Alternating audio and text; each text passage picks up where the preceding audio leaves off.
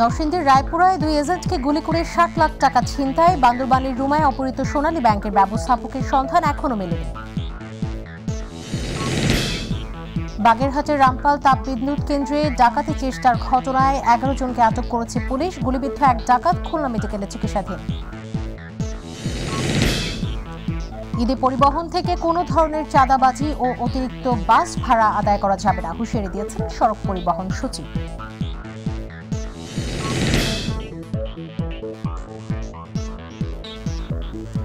আসসালামু আলাইকুম, আমন্ত্রণ জানাচ্ছি মাই টিভি জেলা সংবাদে। পুরো সংবাদ জুড়ে সাথে আছে আমি নুসরাত জাহান মন। শিরোনাম বলছিলাম, বিস্তারিত সংবাদে যাচ্ছে।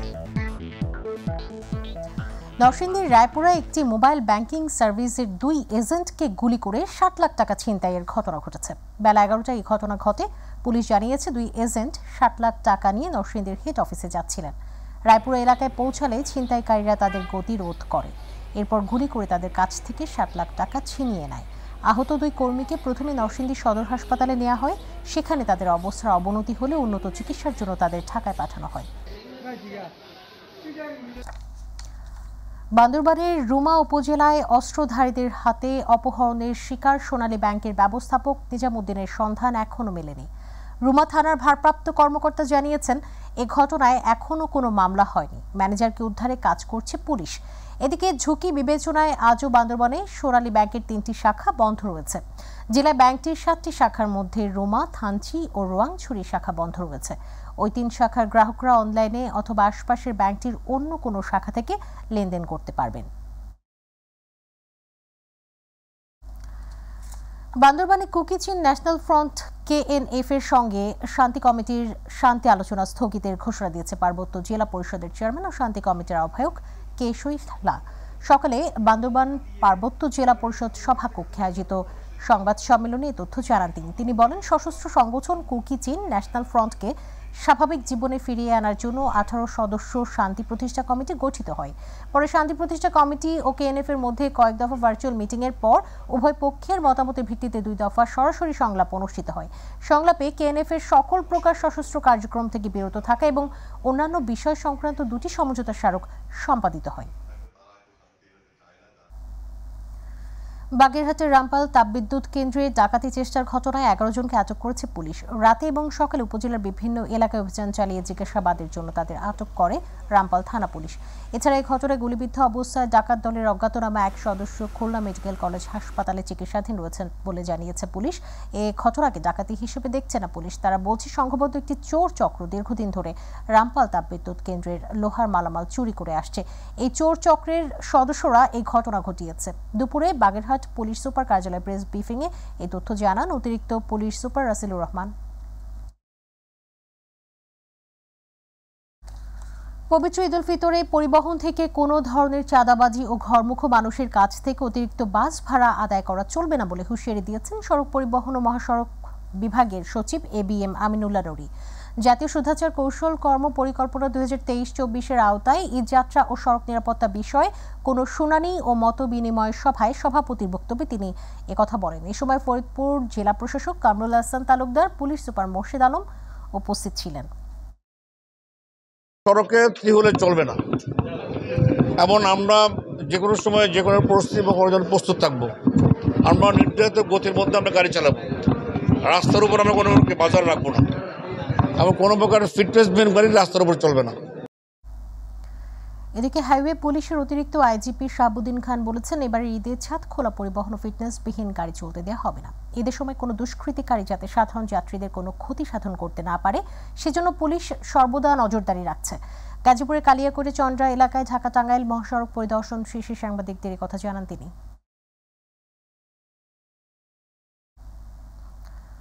শিল্প পুলিশের DIG আজাদ মিয়া বলেছেন, শ্রমিকদের বেতন ভাতা ও বোনাস নিয়ে জটিলতা নিরসন কল্পে শিল্প পুলিশ মালিক ও প্রতিনিধিদের সাথে কথা বলে শ্রমিকের সমস্ত পাওনা ঈদের আগেই পরিশোধ করা হয়। তার জন্য শিল্প পুলিশ কাজ করে যাচ্ছে। পবিত্র ঈদ উল ফিতর উপলক্ষে গাজীপুরের শিল্পাঞ্চলের সার্বিক পরিস্থিতি নিয়ে সকালে টঙ্গীর খাপাড়া রোডে অবস্থিত মাস্কো পিকাসো পোশাক কারখানা পরিদর্শন শেষে সাংবাদিকদের এসব কথা বলেন তিনি। মুন্সিগঞ্জ সদরের নাহাপাড়া এলাকায় বসতঘরের পিছন থেকে এক নারীর মরদেহ উদ্ধার করেছে পুলিশ। দুপুরে ঘটনাস্থল থেকে মুন্সিগঞ্জ সদর থানা পুলিশ মরদেহটি উদ্ধার করে ময়নাতদন্তের জন্য মুন্সিগঞ্জ জেনারেল হাসপাতালে প্রেরণ করেছে। প্রত্যক্ষদর্শীরা জানিয়েছে, সকালে নিহতের বসতঘরের পেছনে রক্তাক্ত গলাকাটা মরদেহ পড়ে থাকতে দেখে পুলিশকে জানায় তারা। পরে পুলিশ গিয়ে ঘটনাস্থল থেকে মরদেহ উদ্ধার করে। কুষ্টিয়ার কুমারখালীতে মোটরসাইকেল দুর্ঘটনায় সপ্তম শ্রেণীর এক শিক্ষার্থী নিহত হয়েছেন। সকালে কুষ্টিয়ার রাজবাড়ী আঞ্চলিক মহাসড়কের পুটিয়া গ্রামে এই দুর্ঘটনা ঘটে। কুমারখালী থানার ওসি জানিয়েছে, মরদেহ হাইওয়ে পুলিশের কাছে সোপর্দ করা হয়েছে। হাইওয়ে পুলিশ প্রয়োজনীয় ব্যবস্থা গ্রহণ করেছে।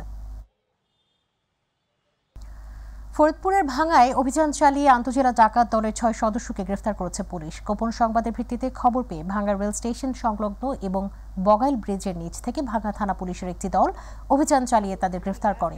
এ সময় তাদের কাছ থেকে ডাকাতির কাজে ব্যবহৃত বেশ কিছু দেশীয় অস্ত্র জব্দ করা হয়।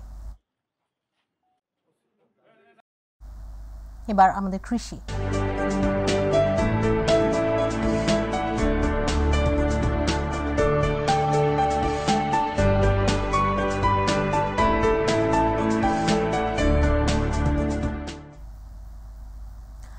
রংপুরের পীরগাছায় বিনামূল্যে আউশ ধানের বীজ ও সার বিতরণ করা হয়েছে। দুপুরে উপজেলা প্রশাসন ও কৃষি সম্প্রসারণ অধিদপ্তরের বাস্তবায়নে 2023-24 অর্থ বছরে উপজেলার 700 জন ক্ষুদ্র ও প্রান্তিক কৃষকদের মাঝে মৌসুমী কৃষি প্রণোদনা কার্যক্রমের আওতায় বিনামূল্যে 20 কেজি সার ও 5 কেজি বীজ এবং আউশ ধানের বীজ ও সার বিতরণ করা হয়।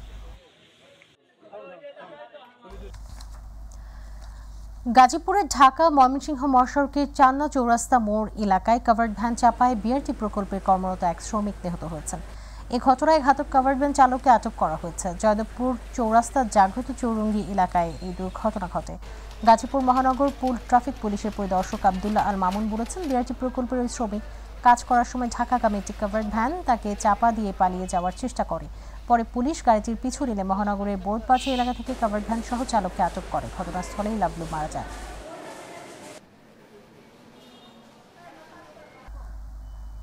যশোরের বেনাপোল থেকে 800 বোতল ফেন্সিডিল সহ কিসমত আলী নামে এক মাদক ব্যবসায়ীকে গ্রেফতার করেছে র্যাব। যশোর র্যাব 6-এর অধিনায়ক মেজর সাকিব হোসেন জানিয়েছেন, গোপন সংবাদের ভিত্তিতে র্যাব 6-এর একটি টিম বেনাপোল পোর্ট থানার বাহাদুরপুর এলাকায় অভিযান চালিয়ে কিসমত আলী নামে এক মাদক ব্যবসায়ীকে গ্রেফতার করা হয়।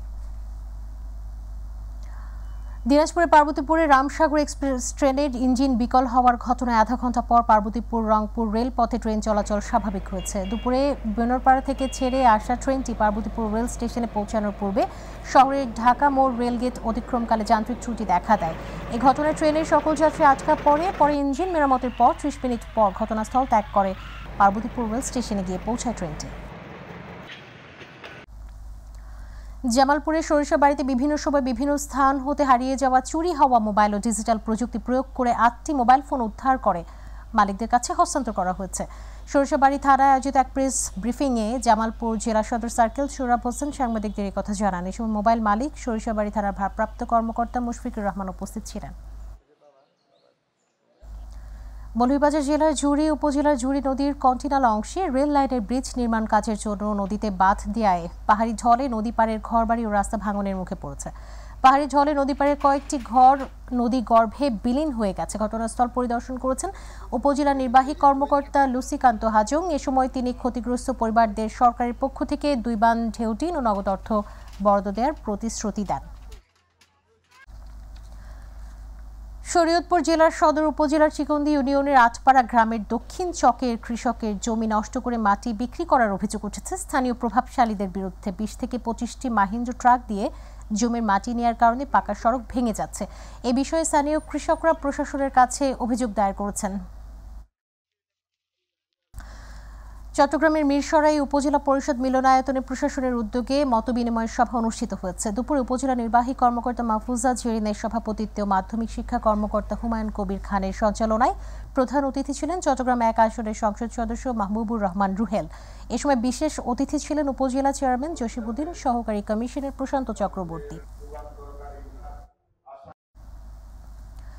বরিশালে সকলের সাথে ঈদের আনন্দ ভাগাভাগি করতে গরিব দুস্থদের মাঝে সরকারের নগদ অর্থ ও সেলাই মেশিন বিতরণ করছে জেলা প্রশাসন। দুপুরে জেলা প্রশাসকের কার্যালয়ে সমাজসেবা অধিদপ্তরের উদ্যোগে সরকারের সহায়তার চেক বিতরণ করেন জেলা প্রশাসক শহীদুল ইসলাম। এ সময় সমাজসেবা অধিদপ্তরের উপপরিচালক আক্তারুজ্জামান মামুন, সাজ্জাদ পারভেজ উপস্থিত ছিলেন। আসন্ন পবিত্র ঈদ উল ফিতর উপলক্ষে রাজবাড়ীর দৌলদিয়া আইনশৃঙ্খলা বিষয়ক মতবিনিময় সভা অনুষ্ঠিত হয়েছে। দৌলদিয়া বাস টার্মিনালে গোয়ালন্দঘাট থানার ওসি প্রাণবন্ধু চন্দ্র বিশ্বাসের সভাপতিত্বে প্রধান অতিথি ছিলেন police super GM Abul Kalam Azad, উপজেলা চেয়ারম্যান মোস্তফা মুন্সি, পৌর মেয়র নজরুল ইসলাম মণ্ডল সহ অন্যান্যরা। আসন্ন ঈদ উল ফিতরের আগে বরগুনায় ঝাটকা সংরক্ষণে বিশেষ ভিজেএফ এর চাল বিতরণ করা হচ্ছে। সকালে 1480 জন জেলেদের মাঝে 40 কেজি করে চাল বিতরণ করা হয়। এই সময় ইউনিয়ন ও ট্যাগ অফিসার উপস্থিত ছিলেন।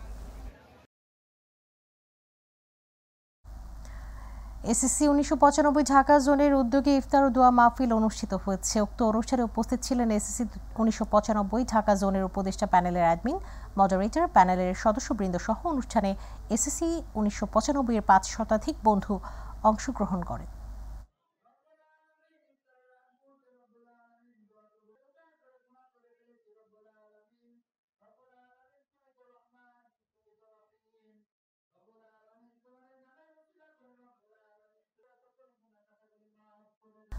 সিরাজগঞ্জের শাহজাদপুরে ফেসবুক সংগৃহীত অর্থায়নে 400 পরিবারের মাঝে ঈদ বাজার বিতরণ করা হয়েছে। সকালে শাহজাদপুর উপজেলার বেলতৈল ইউনিয়নের আগ্নুকারী প্রাথমিক বিদ্যালয় মাঠে 400 পরিবারের মাঝে 10 কেজি চাল, 2 কেজি ডাল, 2 লিটার তেল, লবণ, সেমাই, চিনি, মুরগি সহ 17 প্রকারের ঈদ সামগ্রী বিতরণ করা হয়। এই সময় বিশিষ্টজনরা উপস্থিত ছিলেন। সিরাজগঞ্জের তারাশে ঈদ উল ফিতর উপলক্ষে প্রধানমন্ত্রী ঈদ উপহার হিসেবে হতদরিদ্রদের মাঝে 10 কেজি করে চাল বিতরণ করা হয়েছে। সকালে তারাশ উপজেলা চত্বরে উপজেলা নির্বাহী অফিসার সুইচিং মং মারমার সভাপতিত্বে চাল বিতরণ কর্মসূচি পালন করা হয়। এই সময় পৌর মেয়র আব্দুর রাজ্জাক সহ পৌরসভার কাউন্সিলররাও উপস্থিত ছিলেন। পবিত্র ঈদ উল ফিতর উপলক্ষে 580 জন বীর মুক্তিযোদ্ধাদের শুভেচ্ছা উপহার বিতরণ করেছেন সিএমপি কমিশনার কৃষ্ণপদ রায়। এ সময় তিনি তাদের সাথে কুশল বিনিময় করেন। নগরীর Dampara police lines metropolitan shooting ক্লাবে উপহার সামগ্রী তুলে দেওয়া হয়। অনুষ্ঠানে সিএমপির অতিরিক্ত পুলিশ কমিশনার আসম মাহতাবুদ্দিন, মাসুদ আহমেদ সহ অন্যান্য ঊর্ধ্বতন কর্মকর্তাবৃন্দ উপস্থিত ছিলেন। খুলনা এতিম ও দরিদ্র শিশু শিক্ষার্থীদের মাঝে ঈদ উপহার সামগ্রী বিতরণ করা হয়েছে। খুলনা ডেভেলপমেন্ট সোসাইটির উদ্যোগে নগরীর 0 পয়েন্টের আনোয়ারুল উম্মা ইসলামিয়া মাদ্রাসার এতিম ও দরিদ্র শিশু কিশোরদের মাঝে ঈদ উপহার সামগ্রী বিতরণ করা হয়। সময় উপস্থিত ছিলেন খুলনা ডেভেলপমেন্ট সোসাইটির senior vice chairman Saifur Rahman Mina, vice chairman Shishir Ranjan Mallick সহ অনেকে। ঐতিহ্যবাহী ধামরাই প্রেস ক্লাবের সভাপতি ও মাইটিভির ধামরাই উপজেলা প্রতিনিধি আব্দুর রশিদ তুষারের আয়োজনে দোয়া ও ইফতার মাহফিলের আয়োজন করা হয়। পরে এক আলোচনা সভায় আব্দুর রশিদ তুষারের সভাপতিত্বে প্রধান অতিথির বক্তব্য রাখেন জাহাঙ্গীরনগর বিশ্ববিদ্যালয়ের সাবেক ভিপিএম এ জলিল ও সোহাগ ইউনিয়ন পরিষদের চেয়ারম্যান আওলাদ হোসেন সহ অনেকে। পরে মাইটিভির ব্যবস্থাপনা পরিচালক নাসিরুদ্দিন সাথীর দীর্ঘায়ু কামনা ও আব্দুর রশিদ তুষারের মরহুম পিতা ইমতাজ উদ্দিনের জন্য মোনাজাত করা হয়। বাংলাদেশ সেনাবাহিনীর উদ্যোগে কক্সবাজার অঞ্চলে দুস্থ অসহায় 1200 পরিবারের মাঝে ঈদ উপহার সামগ্রী বিতরণ করা হয়েছে। সকালে রামুর মিঠাছড়ি চেন্দা সরকারি প্রাথমিক বিদ্যালয় মাঠে এসব উপহার সামগ্রী বিতরণ করা হয়। 10 পদাতিক ডিভিশন ও Cox's Bazar area commander major general Masudur রহমানের সার্বিক তত্ত্বাবধানে উক্ত উপহার সামগ্রী বিতরণ করেন ব্রিগেডিয়ার জেনারেল এম এ সাদি।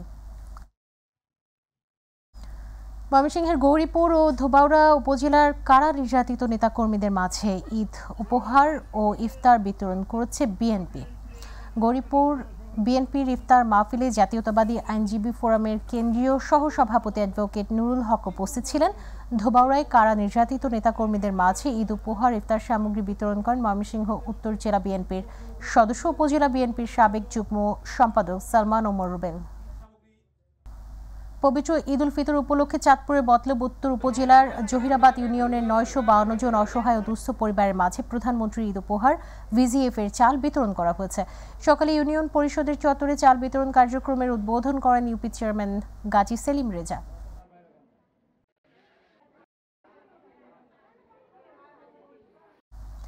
টাঙ্গাইলে যথাযোগ্য মর্যাদায় বাংলাদেশ আওয়ামী লীগের প্রেসিডিয়াম সদস্য সাবেক মন্ত্রী আব্দুল মান্নানের 19তম মৃত্যুবার্ষিকী এবং মরণোত্তর 21 পদক প্রাপ্ত ভাষা সৈনিক বাংলাদেশ আওয়ামী লীগের উপদেষ্টা মণ্ডলীর সদস্য মির্জা তোফাজ্জল হোসেন মুকুলের 8ম মৃত্যুবার্ষিকী পালিত হয়েছে। সকালে প্রয়াত এই দুই নেতার কবরে ফুল দিয়ে শ্রদ্ধা নিবেদন করেন সংসদ সদস্য সানোয়ার হোসেন সহ আওয়ামী লীগ ও সহযোগী সংগঠনের নেতাকর্মী এবং পরিবারের সদস্যরা।